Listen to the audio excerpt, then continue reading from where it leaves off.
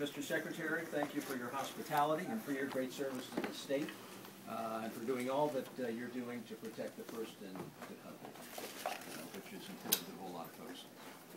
We filed our paperwork, we paid, handed over our check, and we're ready to roll. We've done probably 80 events in the state so far, between town hall meetings and traditional house parties, and we're ready to do 80 more. This is a state where conventional wisdom is always upended by candidates with good ideas and a vision for this country, a state where citizens take their first-in-the-nation responsibility exceedingly seriously.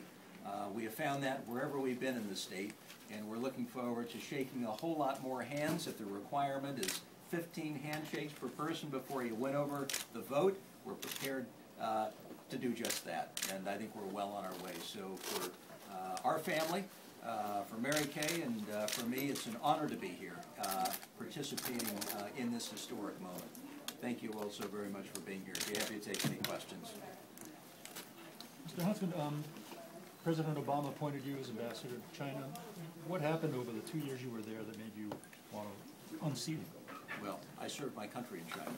I did nothing but focus on serving my country in what is the most complicated and important bilateral relationship anywhere in the world. Our commitment initially was for 2 years. We've lived overseas before. That was my third tour overseas. Upon returning home, it was quite clear to us that there was room in this race for the dialogue and the debate to be broadened and expanded based upon someone who had been in the business world, been a successful governor of the #1 job-creating state in America, and someone who lived overseas 4 times and had a sense of where America was the second decade in the 21st century. So we then had a choice, and it was, do you stand on the sidelines during what clearly is the most important election of my life, or you to get in the arena, as Theodore Roosevelt used to advocate. We chose to get in the arena, and are happy to be here. Governor, what do you have to say to Governor Romney, who has decided, or has maybe not decided yet, but has not made any comment about how to handle the New Hampshire primaries, to whether to boycott them or not? Well, it would be a good thing for those candidates who have not embraced the boycott to do so, because by not doing that would be suggesting otherwise, that they don't believe that the first-in-the-nation status is worth protecting and defending. I think this is such a uniquely American part of our election cycle here in New Hampshire.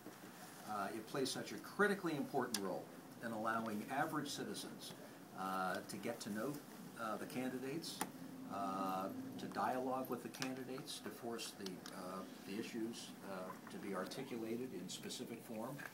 It is good for the people of New Hampshire, and it's good, therefore, for the people of the United States. This plays a critically important role in the way our democracy plays out. And I would call on those who haven't already expressed a boycott toward Nevada to do so. Is this another example of him being somewhat indecisive in regards to an issue? Well, you know, if you're not with the people of New Hampshire, one then has to wonder where you are, and if there are political motives that are behind the expediting of the calendar in Nevada. And let's face it, you know, New Hampshire has been a critically important part of our democratic cycle for a very long time. It's good for the people of New Hampshire. It's good for the people of the United States. It always opens up the race to where average citizens can better understand the candidates and the issues. Without it, you don't have that level of transparency. And to upend the calendar at this point really does smack of politics to some degree. You know, as I've done before, and gladly we received responses from most all of the candidates. I think with the exception of Romney and Perry, everyone ought to be expressing some level of outrage that this truly important phase in American politics is being jeopardized Governor, as you know, by the schedule. The President's jobs plan was rejected in Congress, but we got 25 million people who are out of work or stopped looking for work. Should we extend unemployment benefits? Shouldn't we extend the payroll tax cut? Shouldn't we pass some of those provisions in Obama's plan? What are you telling the Republicans in Congress? Well, I would say that parts of the president's plan are okay on a standalone basis. But my concern is we're not thinking big enough here. We face monumental and historic challenges. When your economy has hit the wall and when it's sucking wind, as it is, you've got to have big, bold solutions to deal with those challenges. And what has been put forward really is nothing more than continued half steps and half measures, which isn't going to get us to where we need to be. It'll be a temporary fix, a temporary narcotic to get us through, and what we need are real fixes and solutions like serious tax reform and regulatory reform and steps towards energy independence that will deal with the underlying structural challenges that our nation faces and allow us to get back on our feet. So I don't have issues with some of the parts of the jobs package, but in total, I just have to say we're not thinking big enough. Governor Huntsman, your fundraising numbers came out over the weekend. You're operating almost $900,000 in debt. How can you assure your supporters and how are you going to be raising more money to survive what you hope is a general campaign with Obama raising $60 million? By doing well in New Hampshire. Here in New Hampshire, which always upends conventional wisdom, you do well here in New Hampshire, you show that you're moving forward in the polls, your fundraising numbers will pick up. That's just the way the marketplace works. So you're not at all worried about your low numbers? I'm not at all worried at all. I was the co-chairman of a candidate by the name of John McCain, who was flat broke. In fact, more than that, he was a couple of $1 million in debt when he was sitting right in New Hampshire. And he turned it around in this state because he had a message that people felt strongly about. And he went on to win the nomination and did fine. Speaking of the polls, Governor, the latest number that came out in terms of those who are undecided is upwards of 90% right now here in New Hampshire. Obviously, Mitt Romney's the front runner, but they seem to be, undecided seem to be broken up into two areas. One, they're waiting to make their decision and hear from all the candidates. And two, there's a sense of malaise, frustration on the part of government, politics in general.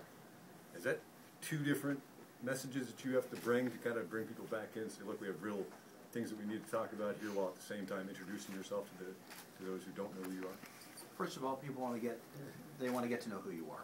They want to know where you come from and what you've done. And second of all, I do believe that the people are looking for a vision that is grounded in reality. You know, you can talk about approaches, you can talk about solutions that sometimes aren't grounded in reality. Our discussion so far, whether it's on the economic policy side, on tax reform, our vision of America's role in the world, the second decade into the 21st century, I think are all totally grounded in reality. And as we stand before the people of New Hampshire in town hall meetings and house parties, I think they get that part. They hear what we're talking about. It isn't pie in the sky. It's completely doable with a little bit of leadership. The will of the people, I think, is behind moving forward with dramatic changes in the way we've done business, and that would be looking at, you know, ways in which we can infuse a greater sense of confidence and direction into our economy. That's number one. Because of, you know, the high level of unemployment and, you know, the sense of hopelessness that carries with it for moms and dads and families who have been shipwrecked in this economy, I think first and foremost, in order to heal the divide that currently exists in this country, we've got to provide jobs. We've got to get people back to work. We've got to provide people the dignity of employment that today don't have it. And so where do you begin the process? You look out the window here and you can start listing our nation's challenges, and there are many. But I'd have to say it really does come down to a first step that would call for reinvigorating this economic base, providing opportunity where today it doesn't exist. That would be jobs, and allowing people to get back to work. To once again embrace the dignity of employment. I think that's a huge problem in our country today, and that gives rise to a great deal of uncertainty about politicians, the same old, but I say, you know, this nation has a tradition when we've been down and out and faced challenges of staring those challenges head on, finding solutions, fixing the situation, and moving on, and leaving the world a better place. I sense we're ready to do that again. Great, last question. Governor, are you suggesting first that Herman Cain's 99 plan is not based in reality? And second, you're sitting at this table, you filed to run for the New Hampshire primary, been here for several months. Has there been one key moment you'll take away as a great memory of this campaign in New Hampshire? Maybe it's a house party or a diner stop or...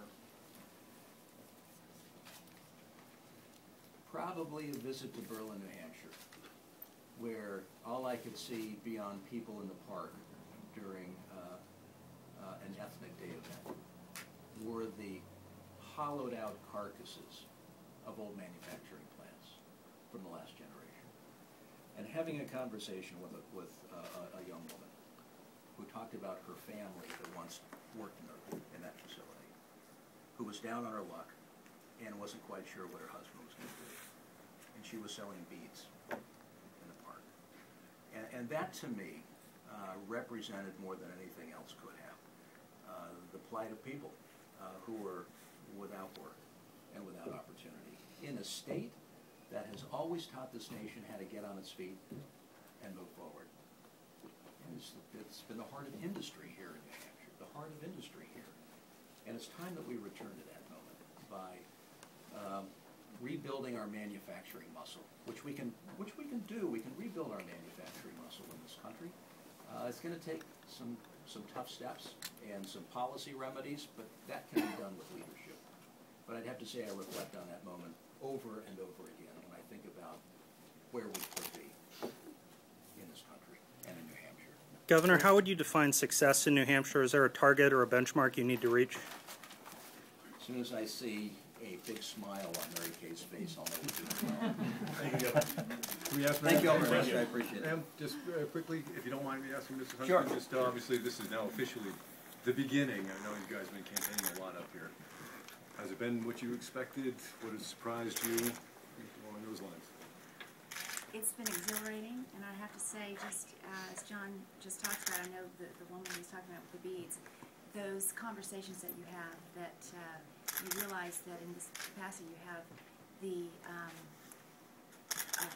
chance to be able to touch people's hearts and be able to lift people that are going through some very difficult times. And it puts into reality. You step into people's shoes and listen to their stories, and you walk away being touched, and you take those stories with you every place you go. And so for that, I'm most grateful to be able to be here, especially in New Hampshire, where it's just so all-American in every which way. And couldn't be